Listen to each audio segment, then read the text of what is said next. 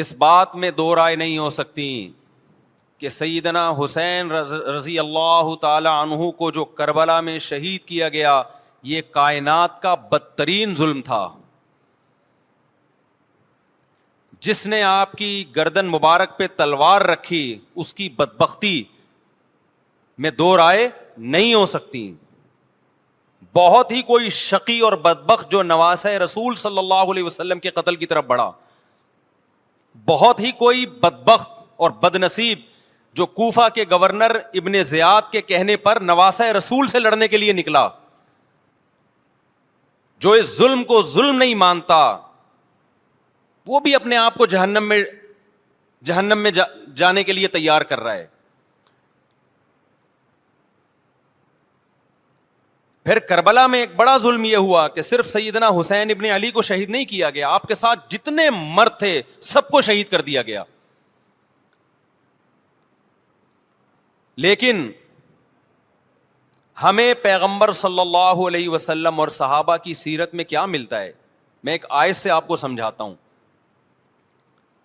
مشرکین مکہ حضرت ابراہیم علیہ الصلاۃ والسلام کے نسب میں ہونے پر اور آپ سے محبت پہ بڑا فخر کیا کرتے تھے کہ ہم ابراہیم کی اولاد میں ہیں, ہم ابراہیم کے دین پہ ہیں. اللہ نے کیا فرمایا رسول اللہ صلی اللہ علیہ وسلم سے کہ ان اول الناس بابراہیم للذین اتبعوہ, اے نبی آپ ان سے کہہ دیجئے ابراہیم سے محبت کے خالی پیلی کے دعوے مقبول نہیں ہیں. ابراہیم کے زیادہ حقدار وہ ہیں جو ابراہیم علیہ السلام کی اتباع کرتے ہیں, اور یہ پیغمبر اور صحابہ یہ ابراہیم علیہ السلام کے دین کو فالو کرتے ہیں, اور تم ابراہیم کے دین کو فالو نہیں کر رہے, ان سے محبت کے دعوے دار ہو. تو خالی محبت کے دعوے داری اللہ کے ہاں مقبول نہیں ہے. اللہ کے ہاں وہ محبت کی دعوے مقبول ہیں جس میں آپ محبوب کو فالو کر رہے ہوں. سیدنا حسین ابن علی رضی اللہ تعالی عنہ جو جنت کے جوانوں کے سردار ہیں, آپ سے محبت کا دعویٰ اس وقت مقبول ہوگا جب آپ سیدنا حسین کی سیرت کو فالو کریں گے. رونا پیٹنا ماتم کرنا یہ سیدنا حسین اور اہل بیت کی سیرت نہیں ہے. صبر کرنا, ظالم کے سامنے ڈٹ جانا, جان کے خوف سے اپنی پالیسیوں سے پیچھے نہ ہٹنا, یہ سیدنا حسین ابن علی رضی اللہ عنہ کی سیرت ہے جو آج ہمیں کہیں بھی نظر نہیں آتی.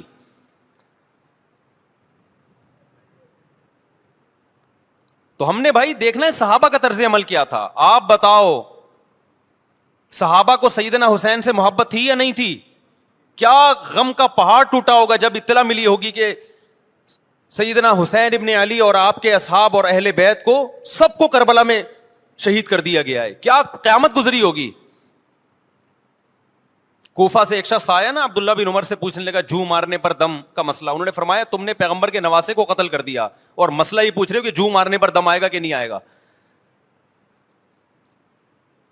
ایک طرف تم نے پیغمبر کے نواسے کو قتل کر دیا کربلا میں, اور اب ہم سے آ کے مسئلہ پوچھتے ہو جو مارنا جائز ہے یا نہیں ہے. صحابہ کے ہاں یہ غم کم غم نہیں تھا. دیکھو حضرت معاویہ رضی اللہ تعالی عنہ کے ہاتھ پہ بھی حضرت حسین نے بیعت نہیں کی, لیکن بغاوت بھی نہیں کی. کیوں؟ بغاوت سے فتنے کا اندیشہ تھا. حضرت حسن جو حضرت حسین کے بڑے بھائی تھے, انہوں نے سیدنا معاویہ رضی اللہ تعالی عنہ کے ہاتھ پہ بیعت کی اور اس اختلاف کو ہمیشہ کے لیے اپنی کوشش کے مطابق ہمیشہ کے لیے ختم کر دیا.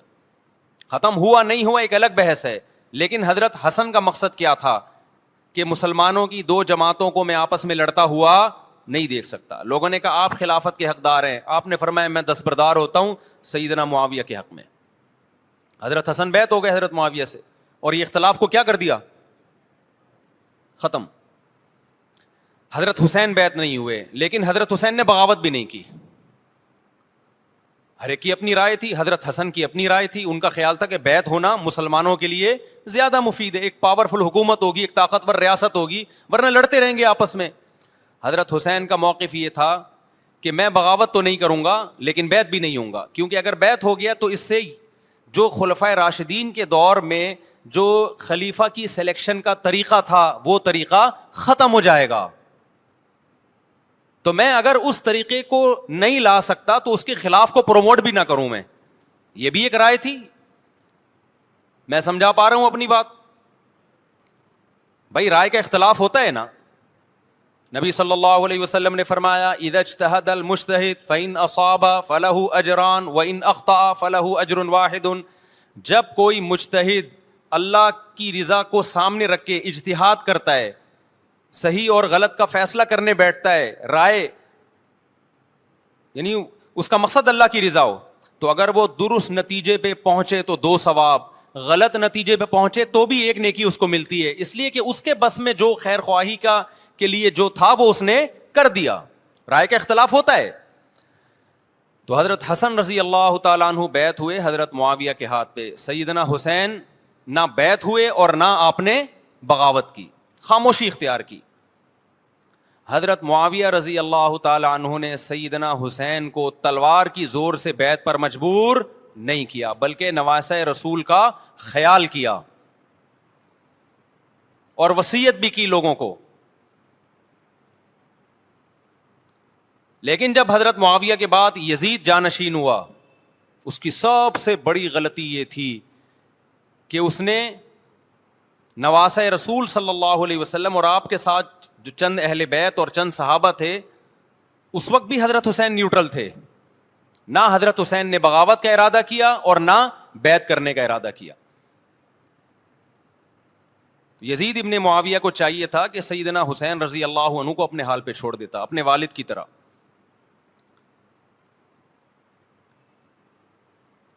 حضرت حسین رضی اللہ تعالیٰ عنہ کو جب کوفہ سے خطوط آئے, یہ میں وضاحت اس لیے کر رہا ہوں کہ حضرت حسین بغاوت کے لیے نہیں نکلے تھے, اس مسلمان حاکم کے خلاف بغاوت کے لیے نہیں نکلے تھے, کیونکہ رسول اللہ صلی اللہ علیہ وسلم کی بہت ساری صحیح حدیث ہے اس بارے میں کہ جو باغی ہے, جو ریاست کے خلاف بغاوت کرتا ہے, اس کو نبی صلی اللہ علیہ وسلم نے اس عمل کو پسند نہیں کیا.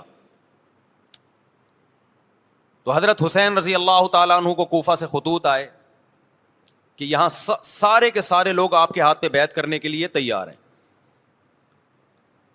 ظاہر ہے جب کسی علاقے کے لوگ دارالخلافہ ہو اور سب بیعت ہونے کے لیے تیار ہوں تو پھر آپ کا جانا یہ بغاوت کا عمل نہیں کہلاتا. حضرت حسین رضی اللہ تعالیٰ عنہ اہل بیت کے ساتھ نکلے. کربلا میں جب پہنچے, مشہور واقعہ آپ 20 دفعہ سن چکے ہیں, وہاں جا کے آپ کو اطلاع ہوئی کہ وہ خبر غلط تھی اور عبید اللہ بن زیاد نے ایک پورا لشکر بھیجا سیدنا حسین رضی اللہ تعالیٰ عنہ کو مجبور کرنے کے لیے کہ میرے ہاتھ پہ آپ زبردستی بیعت ہو جائیں. حضرت حسین رضی اللہ تعالیٰ عنہ نے مطالبے رکھے کہ یا تو مجھے واپس جانے دیا جائے, اور اگر بیعت کرنا ہی ہے تو میں دمشق میں امیر کے ہاتھ پہ جا کے بیعت کروں گا. بہت معقول مطالبے تھے یہ. میرا مقصد ابھی کربلا کا واقعہ بیان کرنا نہیں ہے, اس پہ بہت کچھ کہا جا چکا ہے, خود میرا بھی بیان اس پہ تفصیل سے ہو چکا ہے. اس کے بعد بھی سیدنا حسین رضی اللہ تعالیٰ عنہ کو مجبور کرنا کہ عبید اللہ بن زیاد جو بدبخت انسان, جو قاتل تھا اہل بیت کا, اسی کے ہاتھ پہ لازمی بیعت ہوں, جبکہ وہ امیر بھی نہیں ہے, وہ گورنر ہے ایک علاقے کا. تو نواسہ رسول کا خیال نہ کرنا یہ بدترین ظلم تھا جو اس وقت حکومت سے ہوا ہے. حضرت حسین رضی اللہ تعالیٰ عنہ, دیکھو نبی صلی اللہ, آج ہم دیکھتے ہیں کہ جو بڑا آدمی ہوتا ہے نا اس کی قربانیاں ہوتی ہیں, اس کی بڑی بڑی قربانیاں ہوتی ہیں. چھوٹے اپنے بڑوں کی قربانیوں کو کیش کراتے ہیں. آپ نے دیکھا ہوگا فلاں نے بڑی قربانیاں دی اور بچے موج کر رہے ہیں, دیکھا نا آپ نے. لیکن اللہ تعالیٰ نے رسول اللہ صلی اللہ علیہ وسلم کے نسب کو اس سے محفوظ کیا. ہمارے نبی کے 2 بیٹے حسن حسین, آپ کی نسل حضرت فاطمہ سے چلی ہے, دونوں شہید ہوئے ہیں. اس میں بہت بڑی حکمت تھی کہ پیغمبر صلی اللہ علیہ وسلم نے سب سے پہلے تربیت اپنے گھر والوں کی ہے. آج لوگ باہر فنٹر بنے ہوئے ہوتے ہیں, تبلیغیں کر رہے ہوتے ہیں, اپنے گھر کی ان کو پرواہ نہیں ہوتی. نبی صلی اللہ علیہ وسلم نے سب سے پہلے جو تربیت کی ہے کس کی ہے؟ حضرت حسن اور حسین کی ہے. تو جب کربلا میں آپ کو چاروں طرف سے گھیر لیا گیا اور آپ کو مجبور کیا گیا کہ آپ نے ابن زیاد کے ہاتھ پہ بیعت کرنا ہے, تو آپ نے اس ذلت کو گلے لگانے سے انکار کر دیا. آپ کو 100% یقین تھا کہ اتنے بڑے لشکر کے سامنے میں ٹھہر نہیں سکتا, اسباب کی دنیا میں فتح کی امید نہیں ہے. لیکن حضرت حسین رضی اللہ تعالی عنہ نے لڑنے کا فیصلہ کر کے اور شہادت کو قبول کرنے کا فیصلہ کر کے ابن زیاد اور اس زمانے کے حکمران جو اس قتل پہ راضی تھے, قیامت تک کے لیے ان پہ لعنت کے سلسلے کا دروازہ کھول دیا. بعض دفعہ اللہ بھی یہ چاہتے ہیں کہ بدبختوں کو ڈھیل ملے تاکہ ان کا جرم سنستدرجہم من حیث لا یعلمون. قرآن کہتے ہیں نا ہم ان کو ڈھیل دیں گے, ان کو برائی میں ہم آگے بڑھنے دیں گے, ایسے بڑھنے دیں گے کہ ان کو خود بھی پتہ نہیں چلے گا, تاکہ قیامت کے دن ان کا عذاب ان کو کئی گنا بڑھا کر دیا جائے. اب میرے بھائی ہمارے لیے کیا سبق ملتا ہے؟ جب یہ واقعہ ہوا عالم اسلام میں کوہرام مچ گیا, لیکن کیا اس واقعے کے بعد اہل بیت کی جو مقدس اور پاکیزہ عورتیں تھیں, کیا انہوں نے نوحہ کیا یا صبر کیا؟ آپ کا ضمیر کیا کہتا ہے, انہوں نے نوحے پڑے ہوں گے یا صبر کیا ہوگا؟ بولو بھائی, صبر کیا. عبداللہ بن عمر رضی اللہ تعالیٰ عنہ جو کوفہ والوں کو ملامت کیا کرتے تھے کہ تم جو مارنے کے مسئلے ہم سے پوچھتے ہو, تم نے حسین کا قتل کر دیا, تو یہ حضرت ابن عمر نے اسی لیے کہا نا کہ آپ کو اس کا غم ہوا تھا. تو ابن عمر کا عمل کیا تھا؟ کیا انہوں نے ماتم کیا؟ کیا انہوں نے چھوروں سے اپنے آپ کو مارا؟ حضرت حسین کا قتل بھی ظالمانہ, اور اس سے پہلے سیدنا عثمان کا قتل بھی ظالمانہ. اگر نوحہ یا ماتم جائز ہے تو حضرت عثمان کی شہادت کے دن بھی جائز ہے, حضرت حسین کی شہادت کے دن بھی جائز ہے. اور اگر ناجائز ہے تو جیسے عثمان کی شہادت کے دن ناجائز, حسین کی شہادت کے دن بھی ناجائز ہے. سمجھ میں آ رہی ہے بات کہ نہیں آ رہی ہے؟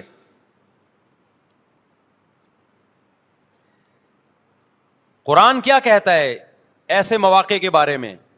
تلک امۃ قد خلت لہا ما کسبت ولکم ما کسبتم.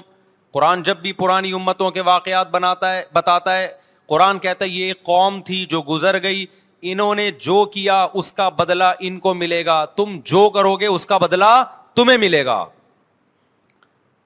تو ہمیں اللہ نے اس واقعے میں بھی بتا دیا کہ سیدنا حسین کا واقعہ, کربلا کا واقعہ جب سنا کرو تو یہ سوچا کرو یہ قوم تھی جو گزر گئی, جس نے اچھا کیا, حسین ابن علی نے اچھا کیا, ان کو اس اچھائی کا بدلہ ملے گا. اور جو حضرت حسین کے قتل کے حضرت سیدنا حسین کے مبارک خون سے جن کے ہاتھ آلودہ ہوئے, کیونکہ قتل کیا نا انہوں نے, تو لہا ما کسبت, ان کو اس ظلم کا بدلہ بھی ملے گا.